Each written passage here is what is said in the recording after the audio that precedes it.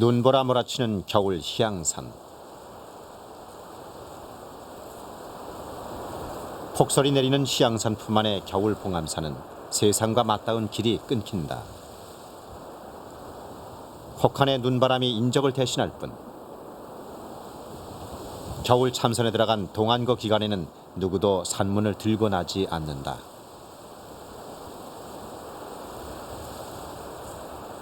하지만 올빼미는 예외다. 대웅전 처마 밑에서 올빼미는 긴 겨울을 나고 있다.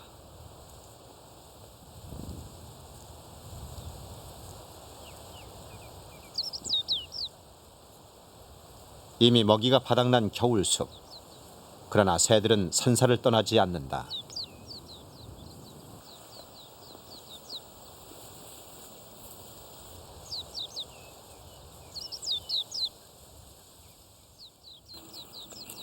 새들이 기다린 것은 바로 이 순간.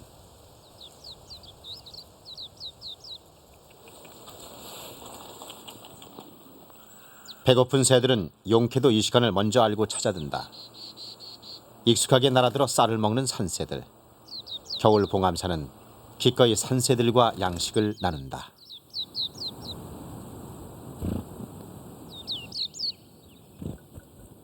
곤줄박이도 봉암사의 한 식구다.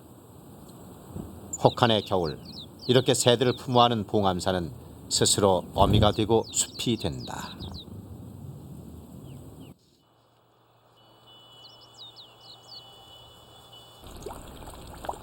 끝이 보이지 않던 봉암사의 겨울도 이제 끝자락에 들어선다.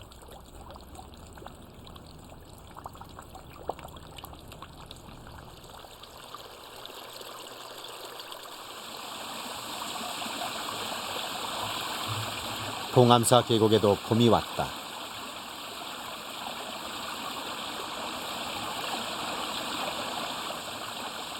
산개구리도 긴 겨울잠에서 깨어났다.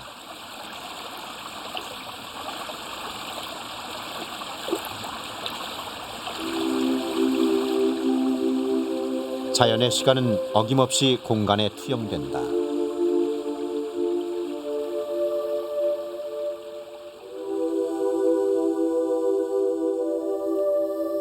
앞다투어 꽃망울을 터뜨리는 꽃들로 봉암사 숲은 봄의 향연이 시작된다.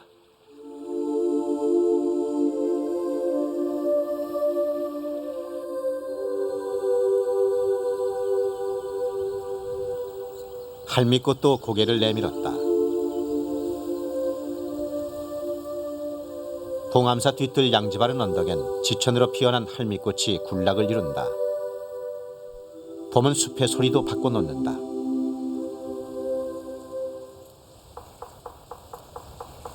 목탁 소리처럼 들리는 이 소리는 까막딱따구리가 둥지 쪼는 소리다.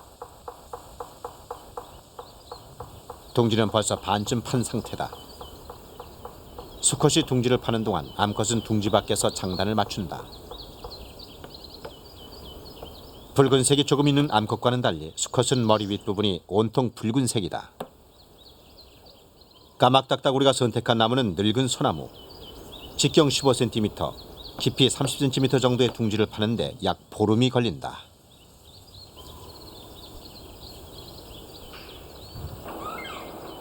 암컷이 둥지 쪽으로 이동한다. 새 보금자리가 완성된 것이다.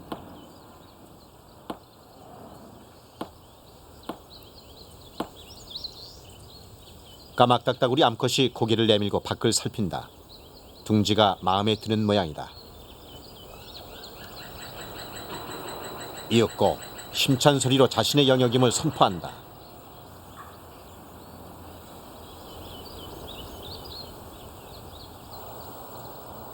까막딱따구리는 고목이 많은 울창한 숲에서만 볼 수 있는 귀한 종이다.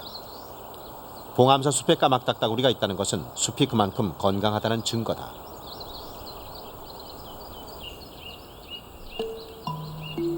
그런데 까막딱따구리 둥지에 침입자가 나타났다. 동겁이다. 까막딱따구리가 둥지를 비운 사이 동겁이가 진흙을 발라 둥지 입구를 좁게 만든다.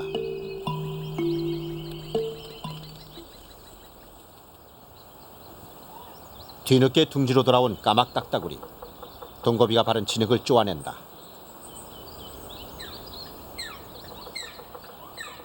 까막딱따구리의 둥지를 노리는 새들이 많다. 까막딱따구리가 경계를 강화하는 것도 이 때문이다.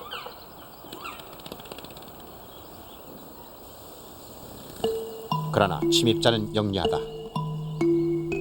까막딱따구리가 둥지를 비우길 기다린 듯 동거비는 진흙을 물어와 다시 둥지 입구를 메운다.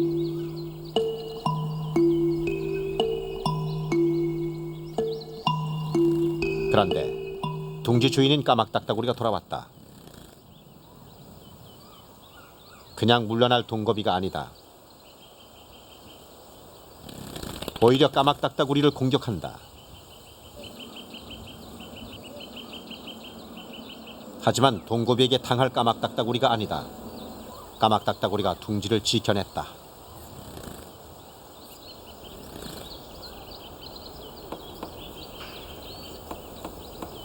까막딱따구리는 동거비가 물어다 놓은 것들을 치우느라 여념이 없다.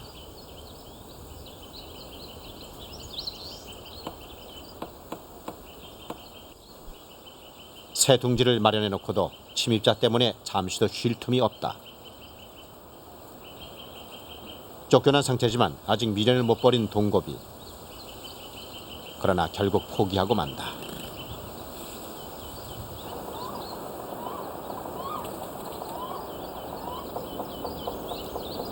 수컷이 둥지 안에서 마무리 단장을 하는 동안 암컷의 행동이 심상치 않다.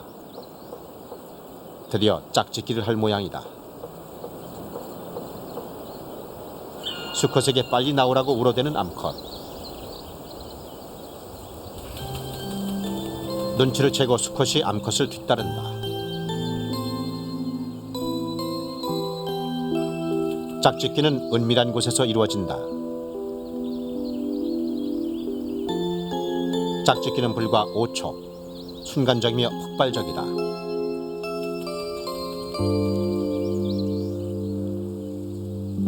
까막딱따구리뿐만 아니라 4월의 봉암사 숲은 저마다 쥐짝을 찾아 나서는 생명들로 활기가 가득하다.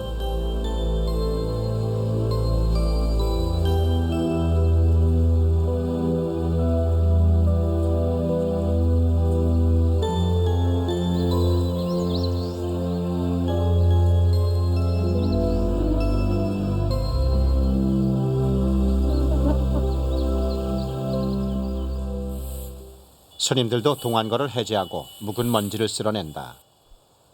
완연한 봄 기운 아래 독서 삼매경에 빠지는 시간.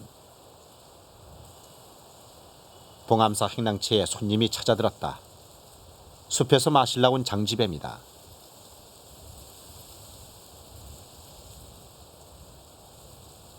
행랑채를 전세낸 양 마루를 누비고 다니지만 나무라는 사람도 없다. 장독대는 다람쥐 처지다. 녀석에겐 봉암사가 곧 숲이고 숲이 곧 봉암사다.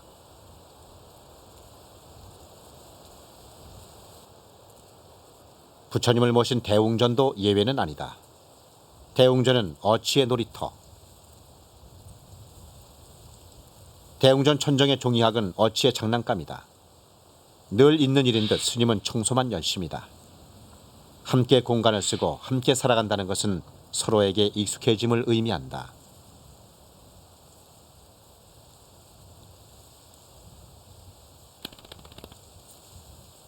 아무런 간섭 없는 이 자유로운 공간은 이미 어치에게 자신의 고유 영역이자 생활 무대다.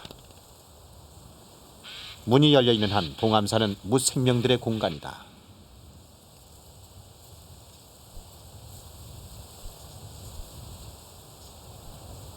봉암사 소나무 숲의 까막딱따구리 둥지.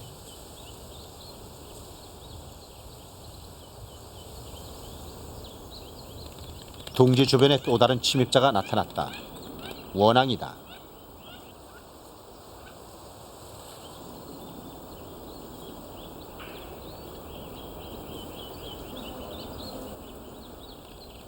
예민한 까막딱따구리가 즉각 주변 순찰에 나선다. 하지만 이 순간은 원앙에겐 절호의 기회다.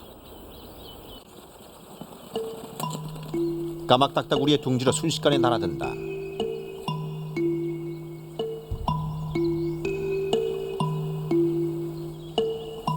둥지로 들어오자마자 원앙은 곧바로 알락을 자세를 취한다.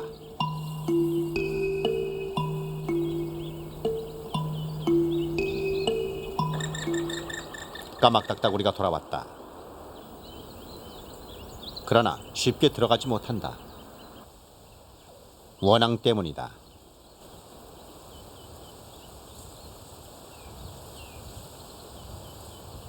머뭇거리던 까막딱따구리가 드디어 둥지 안으로 들어간다.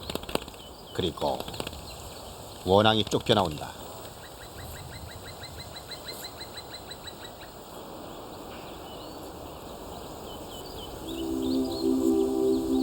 쫓겨난 원앙은 까막딱따구리 둥지 주변을 떠나지 않은 채 계속 맴돌고 있다.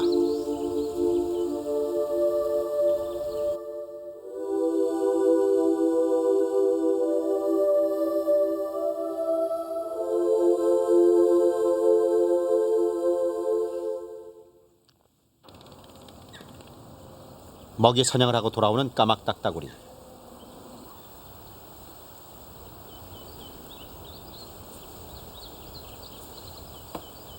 그런데 둥지 속을 보는 까막딱따구리의 행동이 이상하다. 원앙의 알이다. 잠시 둥지를 비운 사이 원앙이 알을 낳은 것이다. 둥지로 들어가는 까막딱따구리.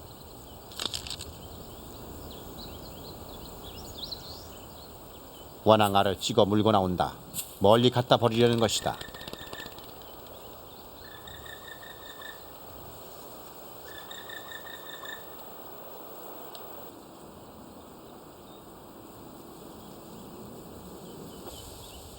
까막딱따구리는 주변 환경에 민감하다.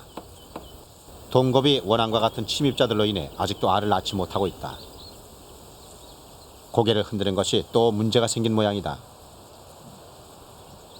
이번에는 원앙 알이 7개나 된다. 둥지 밖을 살펴보지만 원앙은 보이지 않는다. 이 시기 까막딱따구리는 둥지를 탐내는 불청객들을 막는 데 전력을 쏟는다.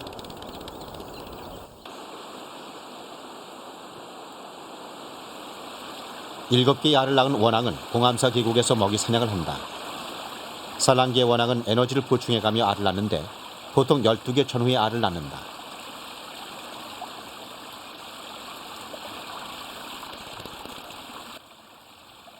배를 채운 원앙이 다시 소나무 숲으로 향한다. 마치 자신의 집인 듯 한치의 주저없이 까막딱따구리 둥지로 날아드는 원앙. 그러나 곧장 들어가지 못하고 머뭇거린다. 또 다른 원앙이 알을 낳고 있기 때문이다. 하지만 이 원앙은 둥지를 포기할 생각이 없는 모양이다.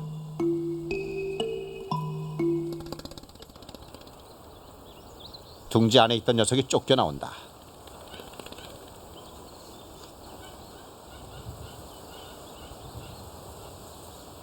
원앙은 까막딱따구리 둥지가 자신의 둥지인 양 텃세를 부리고 있다. 어느새 둥지엔 원앙 알이 30여 개나 쌓였다. 최소한 3마리 이상의 원앙이 알을 낳은 것이다. 이른바 같은 종끼리 한 둥지에 집단 산란을 하는 에그덤핑이다. 원앙의 에그덤핑이 확인된 것은 이번이 처음이다.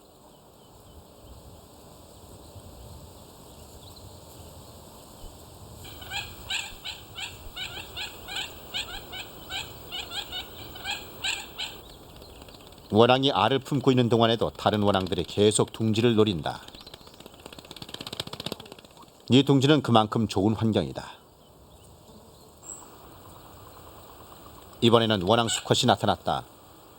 아직 짝짓기를 못한 수컷이 뒤늦게 둥지 확보에 나선 것이다. 알을 품고 있던 원앙이 수컷을 쫓기 위해 나선다. 둥지를 노리던 수컷과 알을 지키려는 암컷 사이에 치열한 싸움이 벌어진다. 결과는 침입자 수컷의 패배다.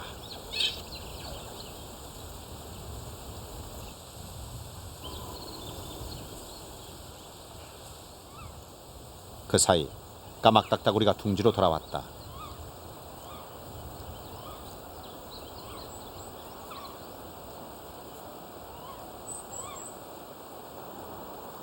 그동안에 일어난 일을 짐작도 못한 채 둥지 안을 들여다보는 까막딱따구리.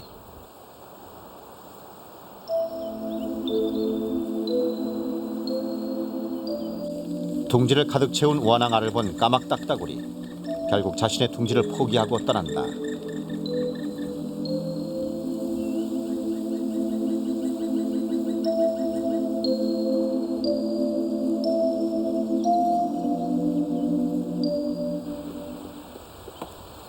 봉암사 행랑채 뒤편.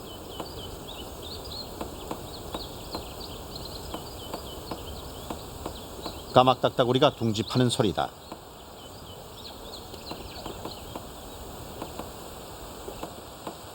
원앙에게 둥지를 내준 까막딱따구리가 새 집을 마련하는 중이다. 부리가 뾰족하고 강하기 때문에 까막딱따구리는 둥지를 손쉽게 만들 수 있다.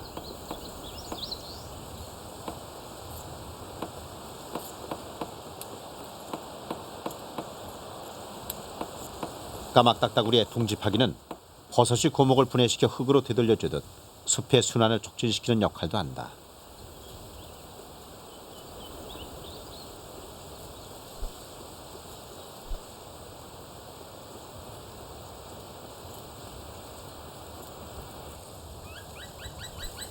드디어 새로운 둥지가 완성됐다. 원앙에게 둥지를 양보했던 까막딱따구리가 이제야 비로소 알을 낳을 수 있게 된 것이다.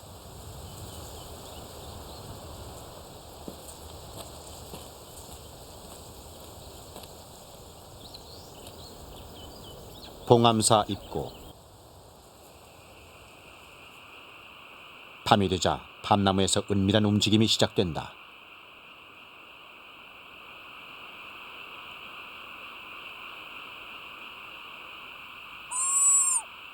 큰 소쪽새 수컷이다. 사냥한 먹이를 둥지로 나르는 큰 소쪽새 수컷. 순식간에 먹이를 전달한다. 큰 소쪽새 암컷은 둥지 안에서 수컷이 준 먹이를 받아먹는다. 알을 낳는 시기가 되면 큰 소쪽새 부부는 암수의 역할이 분명하다. 수컷이 먹이를 구해 나르는 동안 암컷은 둥지에서 알 낳기에 전념한다.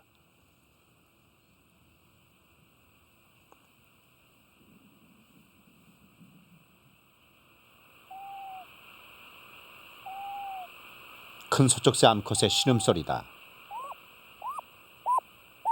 알을 낳기 위한 진통이 시작된 것이다.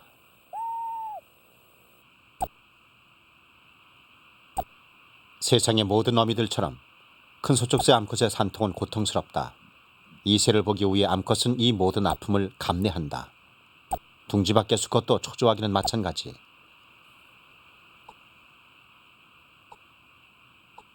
벌써 일주일째 진통이 계속되고 있다. 고개를 숙이는 걸로 보아 알이 나온 모양이다. 마지막 알을 낳고 힘겹게 일어서는 큰 소쪽새 암컷. 모두 4개의 알을 낳았다. 큰 소쪽새 암컷은 오랜만에 둥지 밖으로 고개를 내밀었다. 그러나 아직은 둥지를 벗어날 수가 없다. 새끼들이 알에서 깨어날 때까지 둥지를 지켜야 한다.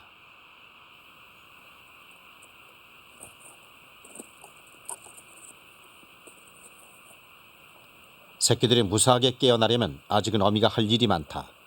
알을 품고 굴려 어미의 체온을 골고루 나눠주어야 새끼들이 깨어나올 수 있다.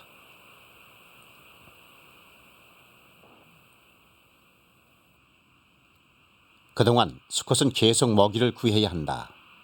꼼짝 않고 무엇인가를 노려보는 큰 소쪽새 수컷. 먹이를 발견한 것이다. 순식간에 낚아챈 것은 개구리. 밤의 사냥꾼인 큰 소쪽새 수컷은 빈틈없이 자신의 임무를 완수한다.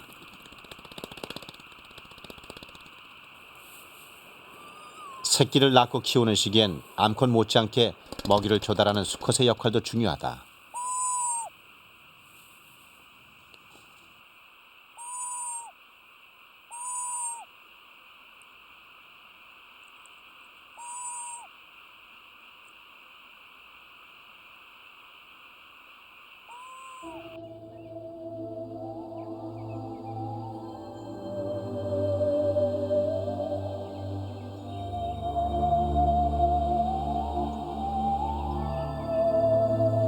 시간의 변화는 봉암사 숲의 색깔을 바꿔놓는다.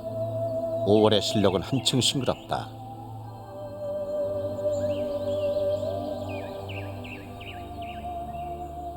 까막딱따구리의 둥지를 차지하고 여러 마리 원앙이 집단 산란을 한 알들은 어떻게 됐을까?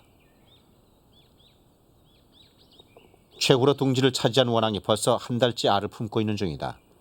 새끼들이 알에서 깨어날 시간이 다 됐다.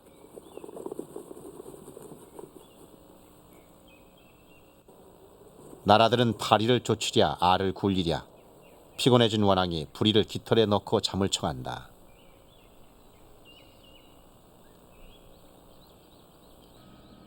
다음 날 드디어 원앙이 알을 쪼기 시작한다. 새끼가 껍질을 뚫고 나오도록 도와주는 행동이다. 그런데 원앙이 신경질적으로 돌변해 알을 쪼아댄다.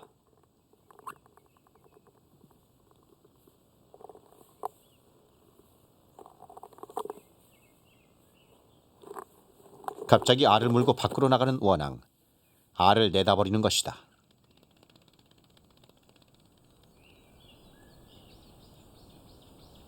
원앙이 둥지로 돌아온 것은 그로부터 10분 후.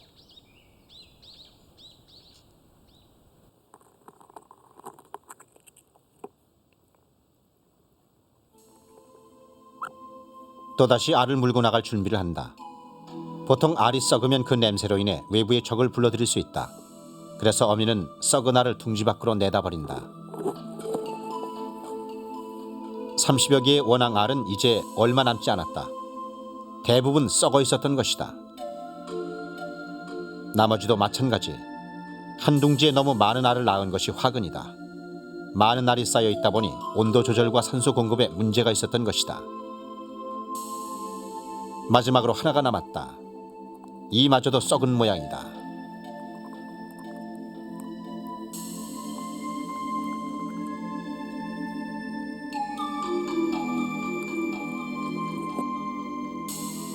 에그덤핑으로 인해 한 달에 걸친 어미의 노력은 모두 허사로 돌아갔다.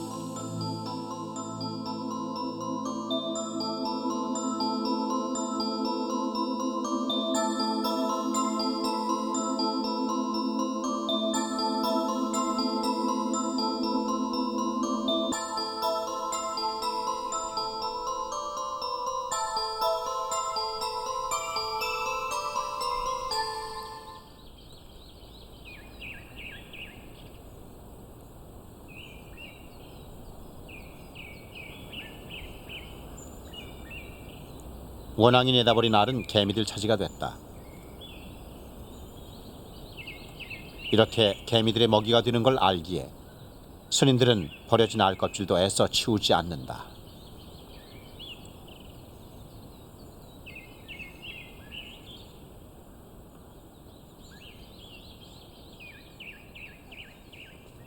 한 생명의 죽음은 또 다른 생명으로 이어져 숲을 살찌운다.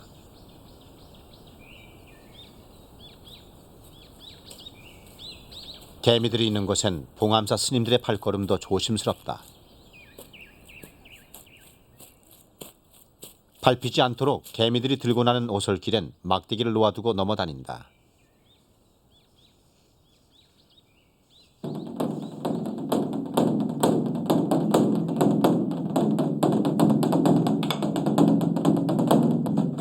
봉암사엔 오늘도 어김없이 북소리가 들린다.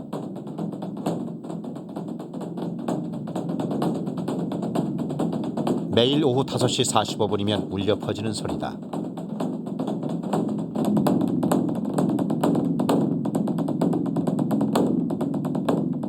북을 칠 때는 마음 심자 모양으로 때린다. 무생명을 일깨우려는 가르침을 담은 것이다.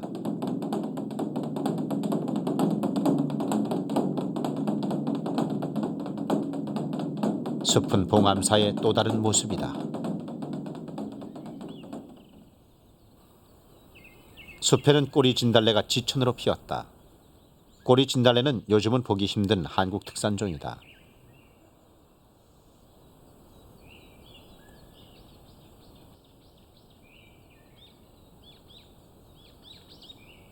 봉암사 일주문 암벽엔 고란초가 군락을 이루고 있다. 고란초는 환경부 보호종이다. 백두대간에서 고란초 군락이 발견된 것은 이곳이 처음이다. 봉암사 숲에 자생하는 희귀식물은 600여 종. 이 모든 것은 지난 82년부터 사람의 출입을 금한 결과다.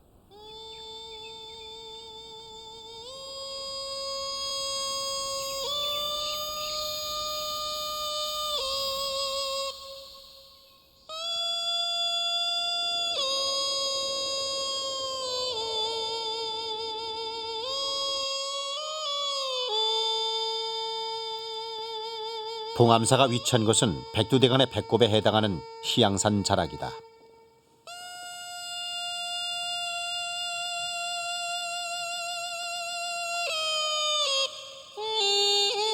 그동안 봉암사는 400만 평에 달하는 사찰림을 관리해왔다.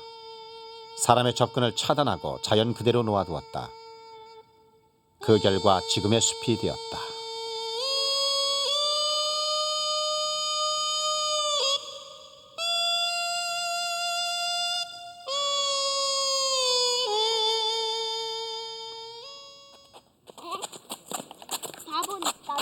일 년에 한 번 봉암사가 개방되는 부처님 오신 날. 큰 소쩍새 둥지는 사람들이 오가는 절 입구에 있다. 낯선 소란에 암컷이 귀를 세우고 경계를 한다. 나뭇가지에 숨어서 둥지를 지키는 수컷도 역시 귀를 세우고 긴장한 모습이다.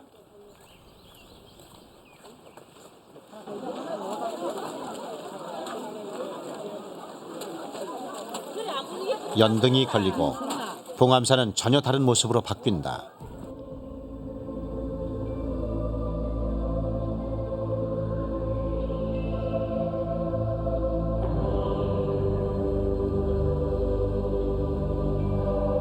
사람들이 돌아간 밤 10시. 비로소 큰 소쩍새는 일상을 되찾았다.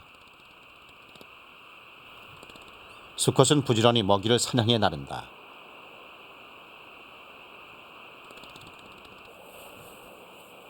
둥지 안엔 그 사이 새끼들이 깨어나 있다. 먹이를 새끼들에게 고루 먹이는 것은 어미의 의무이자 권리다. 먹이를 찢어 먹일 수 있는 능력은 암컷에게만 발달되어 있기 때문이다.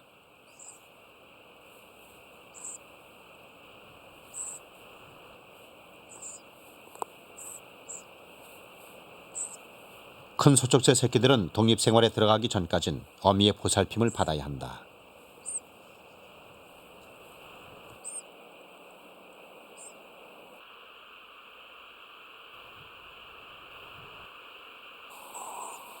새끼들이 보채기 시작한다. 배가 고프다는 신호다.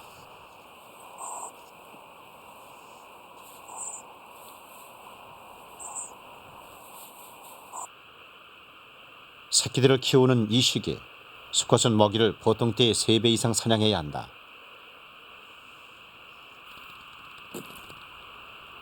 큰 소쩍새의 사냥은 빠르고 정확하다.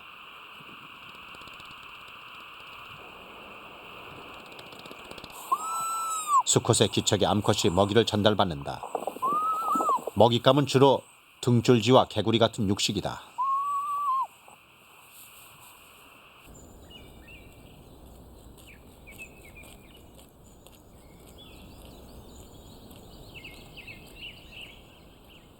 (5월) 말, 먼 곳의 스님들이 하나둘 봉암사로 찾아든다. 여름 참선에 들어가기 위해서다.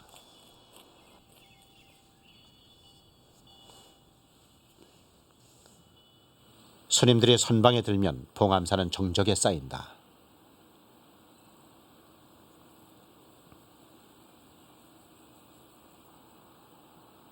스님들의 면벽 참선은 한여름 석 달 동안 계속된다.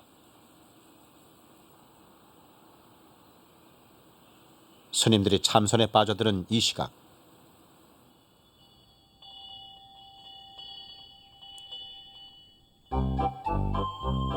봉암사 마당은 다른 세상이 된다. 숲속 토끼가 나들이를 나왔다. 봉암사 마당을 독차지한 채 제 맘대로 휘젓고 다닌다.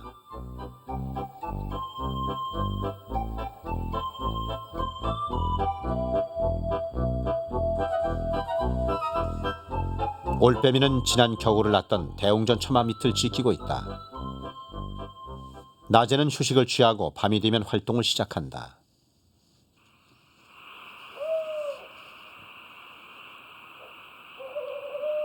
봉암사 숲의 최강자 올빼미의 울음소리다. 이 소리는 큰 소축새에게도 위협적이다. 암컷이 경계태세를 취한다.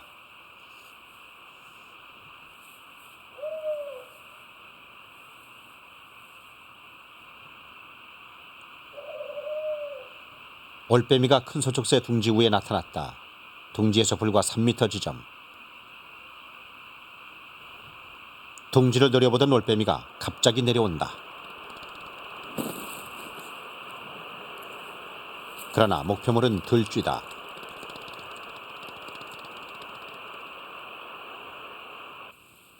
큰 소축새 가족은 일단 위기를 넘겼다. 새끼들은 졸음에 빠져들지만 암컷은 경계를 늦출 수 없다.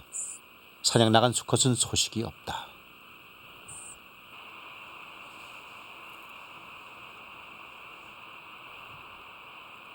봉암사 숲에 하늘다람쥐가 출현했다. 하늘다람쥐는 앞 뒷다리 사이에 날개막이 있어 공중을 날아다닐 수 있다. 하늘다람쥐가 큰 소축새 수컷의 눈에 띄었다. 하지만 하늘다람쥐의 몸놀림은 재빠르다. 그러나 수컷이 잡아온 먹이는 분명 하늘다람쥐다.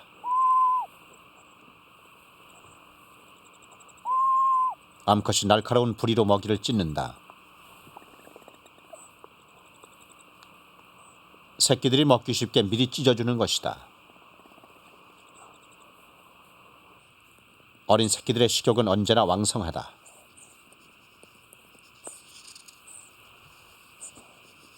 제법 자란 첫째는 스스로 먹이를 뜯어보기도 한다. 하지만 아직은 어미의 도움이 필요하다.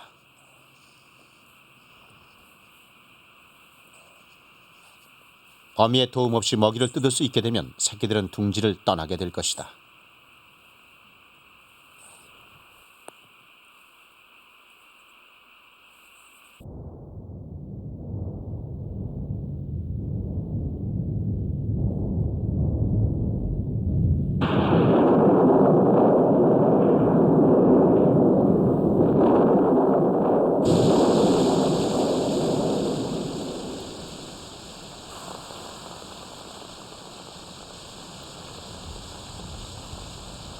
길고 긴 장마가 시작됐다.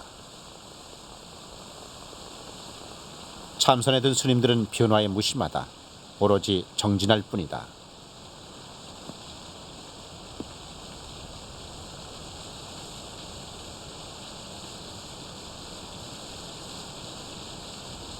선방 앞 신발은 두꺼비가 전세냈다.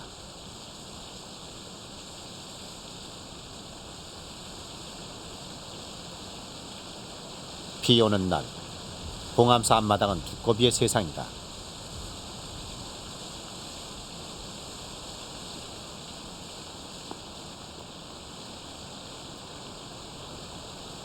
휴식 시간에도 스님들은 선방을 나오지 않는다. 느긋하게 먹이 사냥에 나서는 두꺼비. 두꺼비는 주로 작은 곤충을 먹는다. 시력이 나쁜 탓에 먹이가 움직여야만 알아채고 사냥할 수 있다. 두꺼비가 포착한 먹이는 송충이다.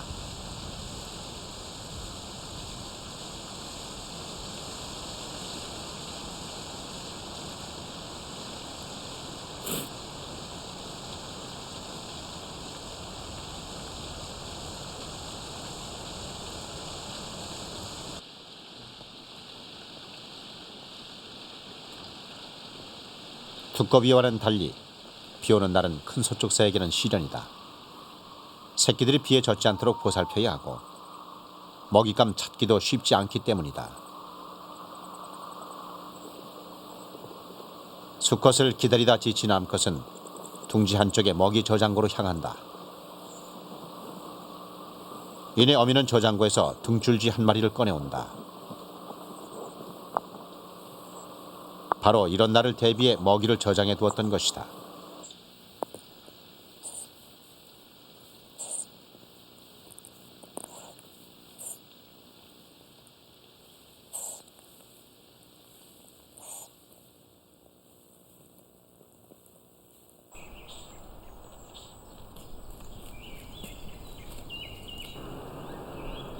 큰 소쩍새 새끼들이 태어난 지 25일째.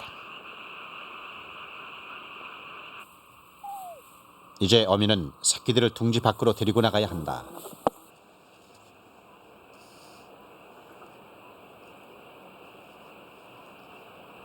새끼들을 진정한 숲의 일원으로 만들기 위해서는 어미가 먼저 둥지를 떠나야 한다.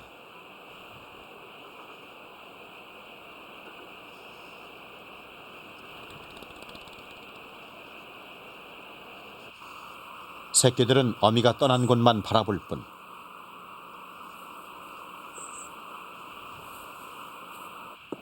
먼저 첫째가 힘차게 날갯짓을 한다. 용기를 내 먼저 둥지 밖으로 나오는 첫째.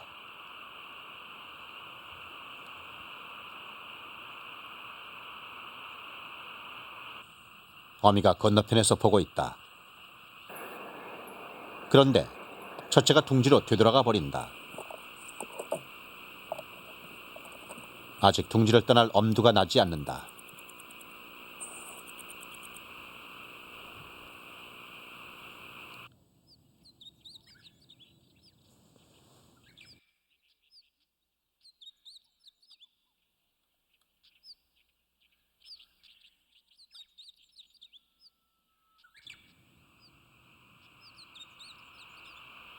첫째가 둥지 밖으로 다시 나온 것은 다음 날 새벽이다.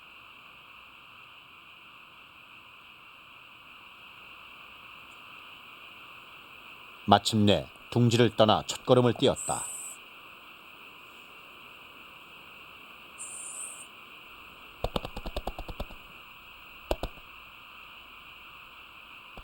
아슬아슬 날아 옆가지에 도착한다.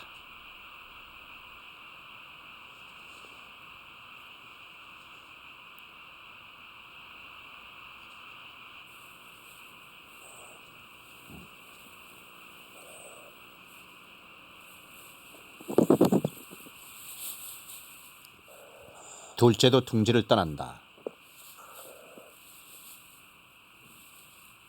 남은 두 녀석이 부리를 맞대고 서로를 격려한다.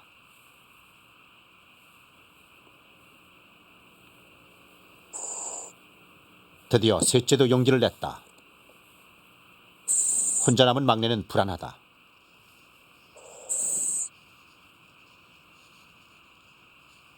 마침내 막내도 밖으로 나온다.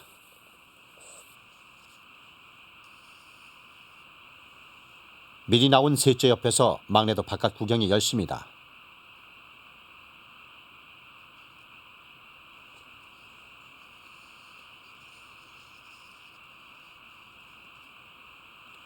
셋째가 날았다.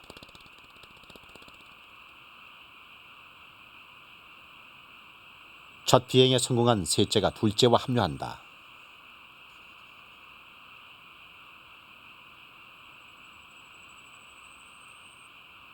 이젠 막내 차례다. 하지만 영 자신이 없다. 끝내 둥지로 되돌아오고 만다.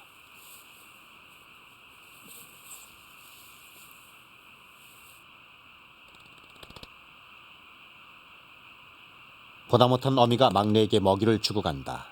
먹고 힘내라는 뜻이다.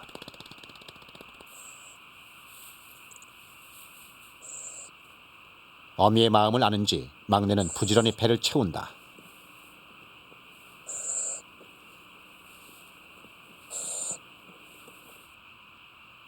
형들은 막내가 나오길 기다리는 중이다. 벌써 5일째다.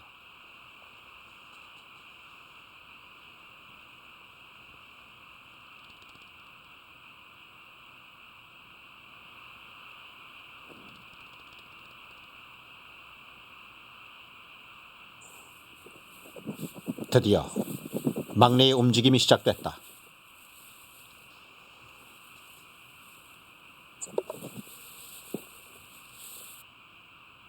(5일) 만에 다시 둥지 입구로 나온 막내.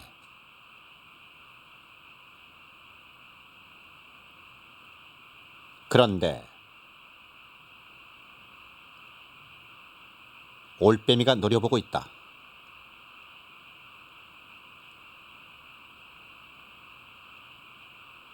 막내는 올빼미가 무서운 존재인지 알 리가 없다. 그저 날아오를 뿐이다. 올빼미가 기다렸다는 듯이 뒤를 쫓는다.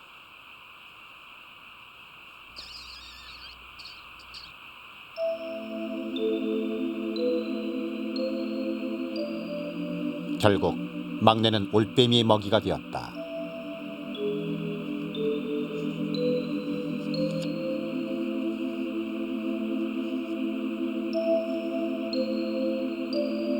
나머지 셋은 무사히 살아남았다.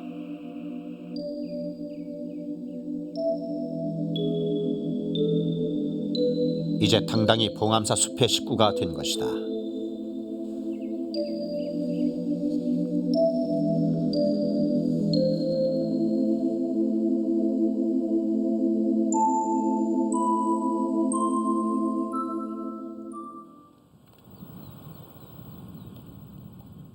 행랑채 뒤편에 다시 둥지를 틀었던 까막딱따구리의 새끼다.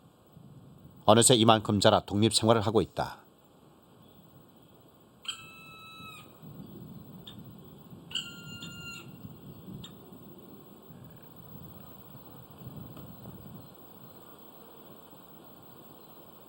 이렇게 하나 둘 늘어나는 식구들로 봉암사 숲은 한층 더 풍요로워진다.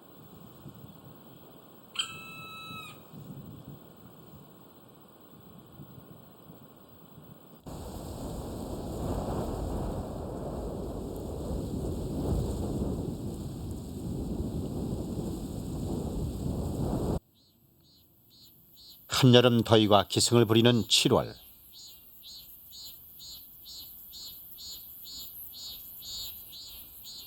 휴식 시간을 이용해 스님들은 저마다의 방법으로 더위를 식힌다.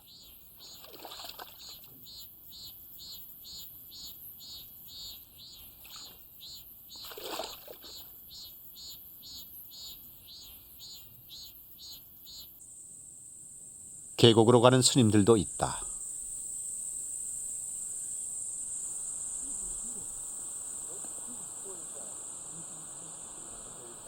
스님들의 시선을 붙잡은 것은 뱀이다.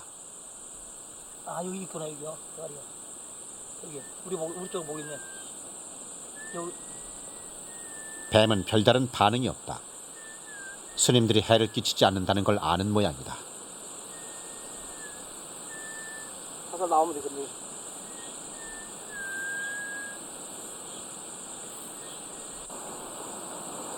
한여름 계곡의 품 안에서 스님들도 자연의 일부가 된다.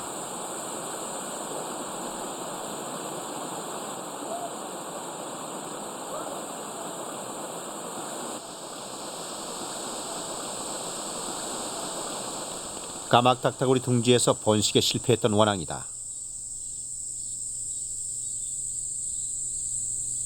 원앙이 날아간 곳은 밤나무 고목.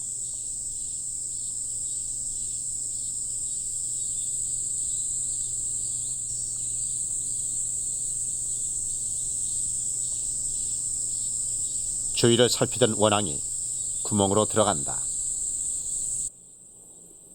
이곳에 다시 알을 낳아 품고 있는 중이다. 원앙이 알을 쪼기 시작한다.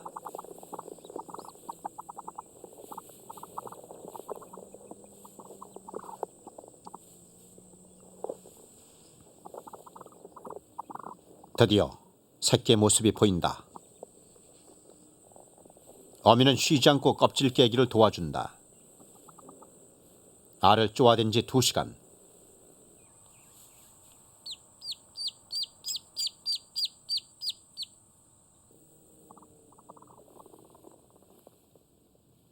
드디어 첫째가 알에서 나오는데 성공한다.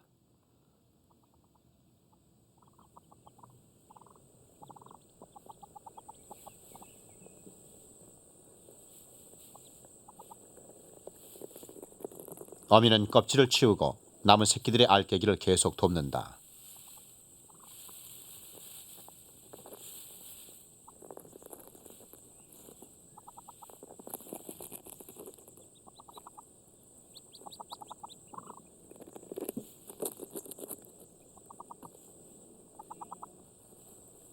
어미 품으로 파고드는 새끼들.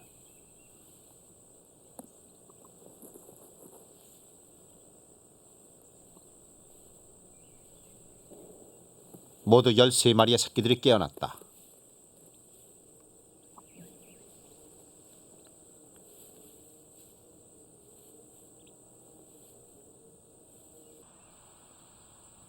다음 날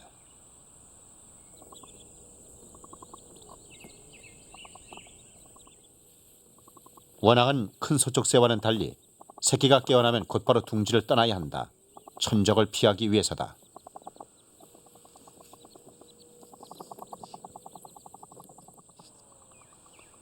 어미가 먼저 둥지 밖으로 나온다. 새끼들을 유도하려는 것이다. 새끼들은 곧바로 어미를 뒤따른다.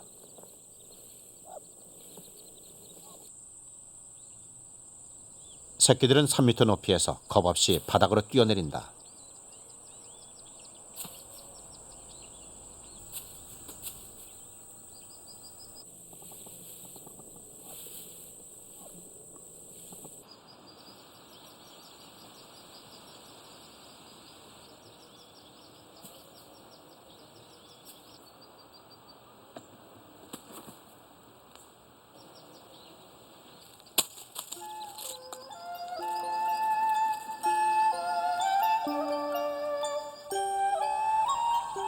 새끼들은 본능적으로 어미가 기다리는 계곡으로 향한다.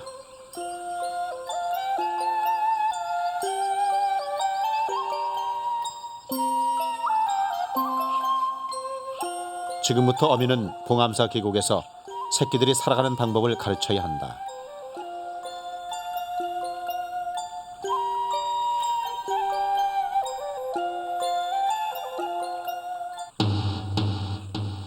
그런데 원앙 새끼들 쪽으로 접근하는 녀석이 있다. 봉암사 숲의 최고 강자 올빼미다.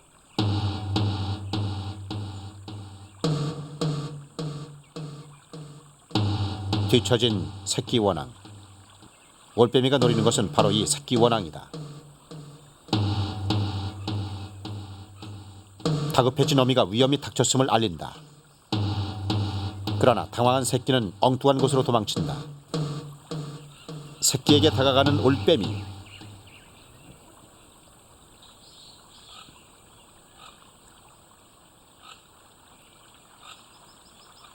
어미의 목소리가 더욱 다급해졌다.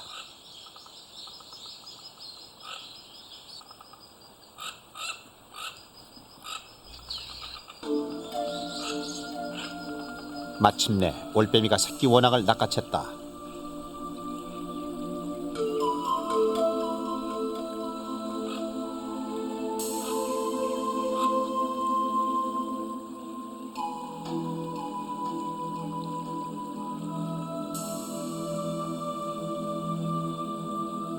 올빼미가 새끼를 갖고 떠나자 그제야 어미가 뒤쫓지만 이미 때는 늦다. 숲에서는 먹는 일도 먹히는 일도 숲을 살아있게 하는 질서다.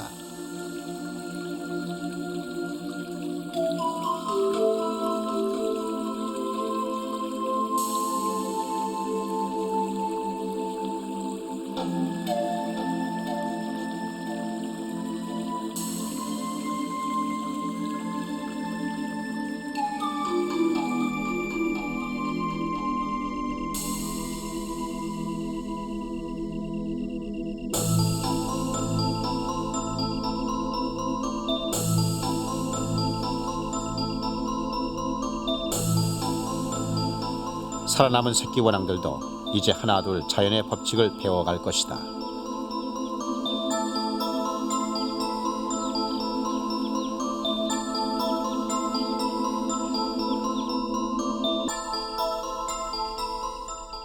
봉암사의 밤. 한밤에도 참선은 계속된다.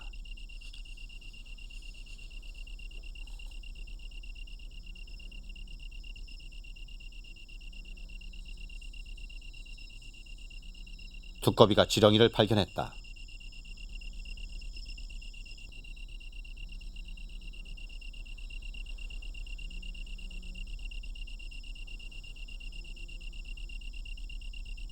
두꺼비는 한 번에 달려들지 않고 먹잇감을 즐기는 것처럼 보인다.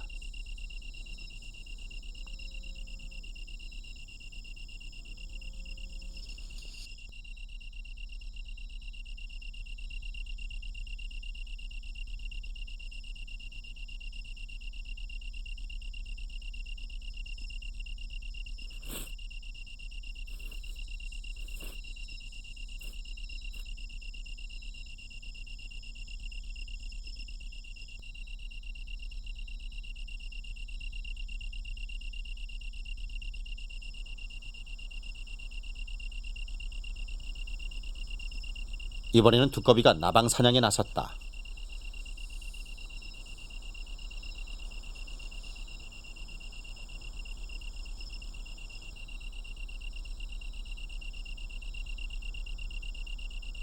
끈질긴 추격 끝에 나방 사냥에 성공한다.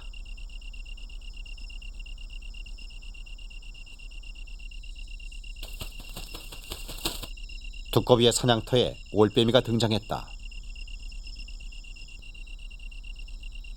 용마루에서 먹잇감을 노리는 올빼미. 마당에선 두꺼비가 한창 사냥 중이다. 드디어 올빼미가 먹이를 발견하고 사냥에 나선다. 그러나 올빼미가 노린 것은 나방이다.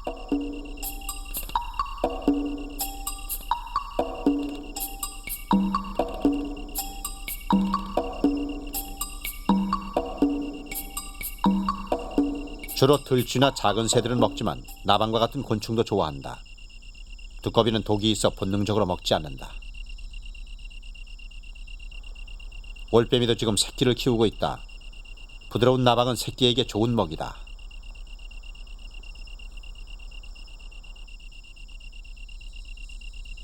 올빼미는 나방이 많은 가로등 곁을 떠나지 않는다. 눈이 발달한 올빼미는 사람보다 100배 이상 잘 볼 수 있다. 올빼미는 결코 먹이를 놓치는 법이 없다.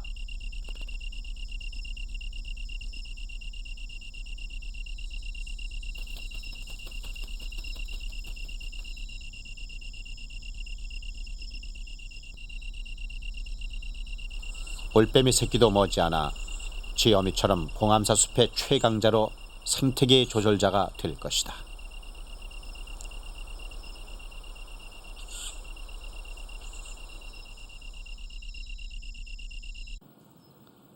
봉암사의 참선이 시작되는 새벽. 숲도 깨어난다.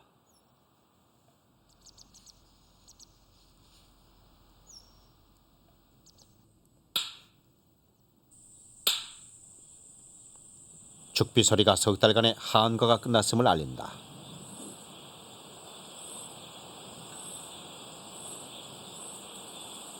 참선을 마친 스님들은 이제 봉암사를 떠나지만 올빼미는 변함없이 대웅전 처마를 지키고 있다.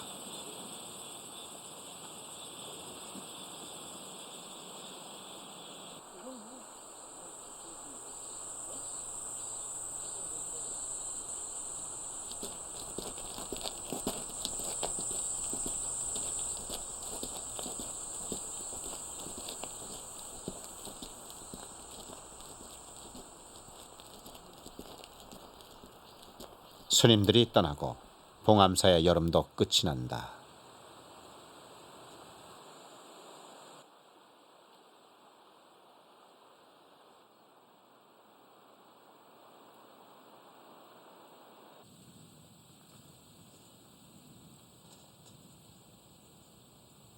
자연의 시간은 정확하다. 숲의 동물들도 그에 맞춰 살아간다. 가을은 겨울을 날 양식을 준비하는 기간이다.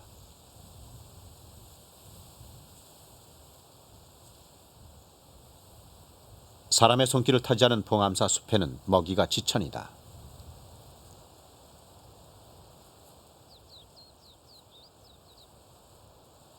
나무가 떨군 작은 열매는 산새들의 좋은 먹이다. 가을은 모두에게 필요한 만큼의 양식을 제공한다.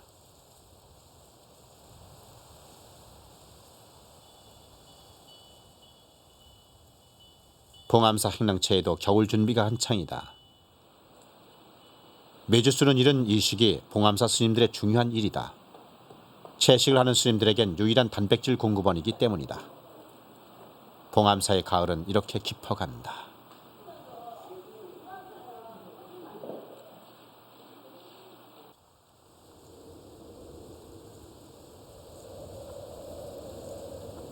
산사의 겨울은 빨리 찾아온다. 생명을 키워낸 둥지에도 겨울이 가득하다.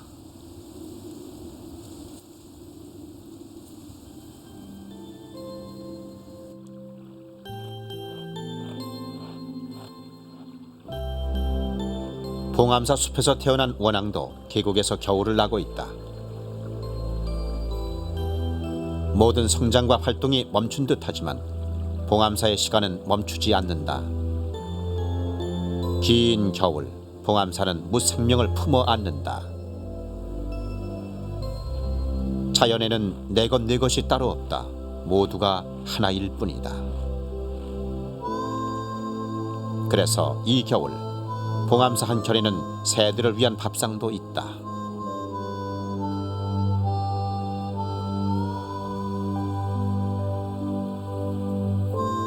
봉암사 숲은 절을 보듬고 절은 숲을 지키며 그렇게 서로 생명을 주고받는다.